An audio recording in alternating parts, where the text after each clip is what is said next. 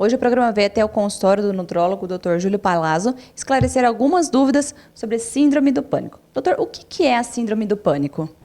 Olha, o síndrome do pânico é caracterizado por um conjunto de sintomas e até sinais que as pessoas começam a apresentar após um estresse. Ela pode se apresentar com uma sensação de insegurança profunda, uma sensação de medo, acompanhado de taquicardia, que é um sinal muito importante, sudorese nas mãos. Às vezes pode vir até com uma crise de ansiedade aguda, sem uma explicação lógica para o processo, digamos assim. A pessoa aparentemente começa a sentir e em seguida ela já sente uma sensação de medo, um pavor extremo, né? Então, como você vai definir o pânico? Define-se como sendo uma alteração hormonal que acontece no seu organismo, que pode ser, nessas características, provocada por uma alteração numa glândula chamada suprarrenal. Quais são as outras causas da síndrome do pânico?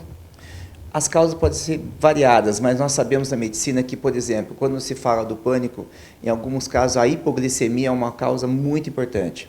Porque o que é uma hipoglicemia? Uma queda da taxa de glicose no sangue, que pode ocorrer após a ingesta alimentar. Se comeu e mesmo assim, ao invés de subir a glicose, ocorre uma liberação excessiva de insulina e cai a taxa de açúcar no sangue. Essa queda da taxa de açúcar do sangue pode desencadear a síndrome do pânico. É muito comum acontecer isso. Quais são os outros sintomas que a pessoa pode perceber que ela está com síndrome do pânico? Olha, nós temos que imaginar assim, que os sintomas eles são gradativos, eles vão acontecendo com as pessoas de uma forma assim, não é, como posso te dizer, que vai se pegando vulto a doença, né? Sim. Começa com uma ansiedade, no começo do quadro, né? Começa a ansiedade, angústia, um ataque cardíaco, suor nas mãos, pés e mãos frios, formigamento nas extremidades, formiga os lábios, tremores, altera o ritmo intestinal, solta o intestino, né? Altera o humor, né? Começa a picar o sono à noite, acordar às 4 da manhã e não conseguir mais dormir, né?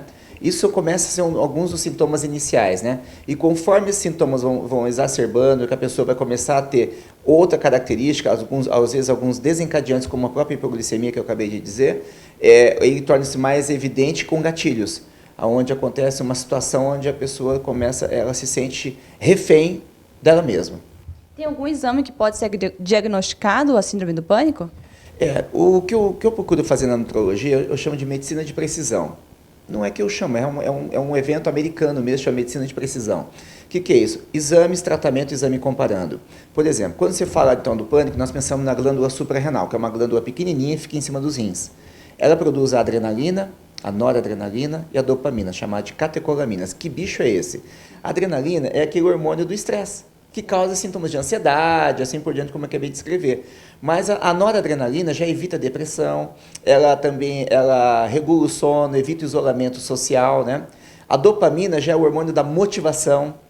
As pessoas, quando têm falta da dopamina, perde a motivação, começa as coisas e não acaba, que é a procrastinação, perde o prazer, baixa da libido, dificuldade de concentração e atenção, né?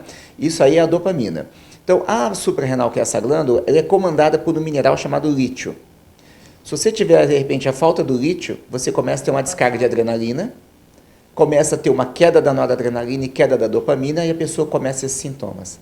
Então, você imagina aqui, como você vai diagnosticar? Dosando esses hormônios pelo sangue. Adrenalina, noradrenalina, dopamina, lítio, você consegue dosar isso através de exames bioquímicos. Mas existe um outro hormônio muito importante que ele intervém nesse sistema todo, chama-se serotonina. A serotonina é um neurotransmissor que pensava-se até então que era produzido só no cérebro, e negativo. Ele é produzido 95% no intestino, e na revista Nature do ano passado, de setembro do ano passado, conseguiu demonstrar a relação também da serotonina produzida no pâncreas, que isso foi uma mudança do médico de entender como que funciona o perfil da serotonina para os tratamentos médicos. Que a serotonina é relacionada à depressão, todo mundo já sabe, quem toma um antidepressivo, se lê na bula dele, vai estar dizendo que ele vai ajudar na recaptação de serotonina. Só que ela intervém também na suprarrenal. Ela intervém nessa glândula que produz a adrenalina, a noradrenalina e a dopamina.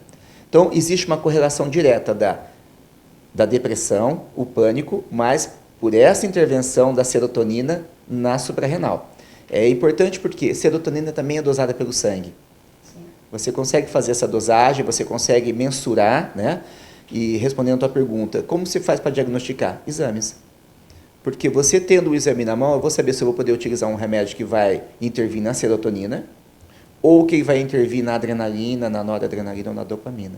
Então você vai conseguir identificar essas duas situações de uma forma muito precisa, né? Que é através de um exame do teu sangue. E qual que é o tratamento ideal para a pessoa que é diagnosticada com síndrome do pânico? O tratamento ele vai depender exclusivamente de você iniciar esse perfil bioquímico.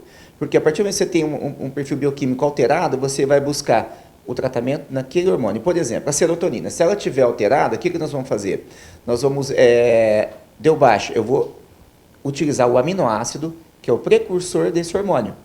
Então, eu vou aumentar a produção da serotonina, para que aí a medicação antidepressiva, se for o caso, tenha o efeito. Entendeu? O que o antidepressivo faz? Eles fazem as chamadas recaptação desses hormônios. Por exemplo, recaptação de serotonina. Ela vai pegar a sobra dessa serotonina, pegar essa disponibilidade de sobra da produção de serotonina para tirar essa pessoa do ato depressivo ou do pânico. Se não tiver serotonina, ele não vai funcionar. Sim. Então, você aumenta a disponibilidade, aumentando a produção dessa serotonina para que essa medicação tenha um efeito mais pontual. Obrigada, doutor. Eu que agradeço e qualquer dúvida pode entrar em contato.